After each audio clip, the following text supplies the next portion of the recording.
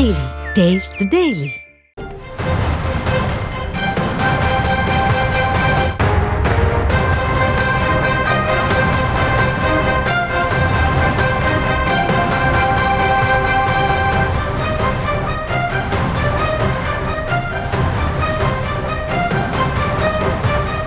தற்போதைய அண்மை தகவல், குழந்தை லியாவின் உடல் ஒப்படைக்கப்பட்டிருக்கக்கூடிய அண்மை தகவலை பார்த்துக் கொண்டிருக்கிறோம். உடற்கூறாய்வு நிறைவடைந்த நிலையில் பெற்றோரிடம் குழந்தையின் உடல் ஒப்படைக்கப்பட்டிருக்கிறது. விவரங்களை நம்முடைய செய்தியாளர் தாமோதரன் வழங்க நாம் கேட்கலாம். தாமோதரன், விரிவான விவரம்.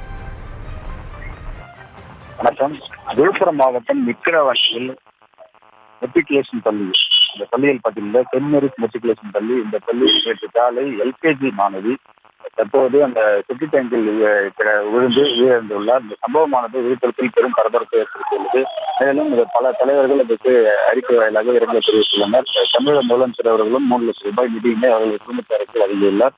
தற்போது இந்த சூழ்நிலையில் இன்று பரபரப்பான சூழ்நிலையில் இன்று அந்த சிறுமியின் உடலானது விழுப்புரம் முனியம்பாக்கம் மருத்துவக் கல்லூரி மருத்துவமனையில் பிரேத பரிசோதனை இன்று காலை தொடங்கியது.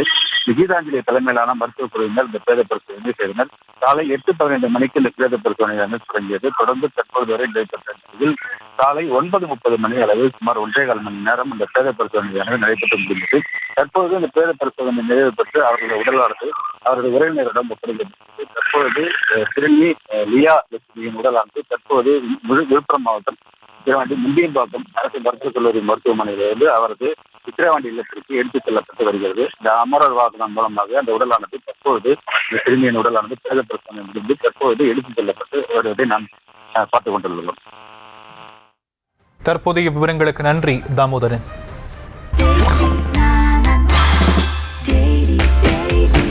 Taste Daily. Taste the Daily.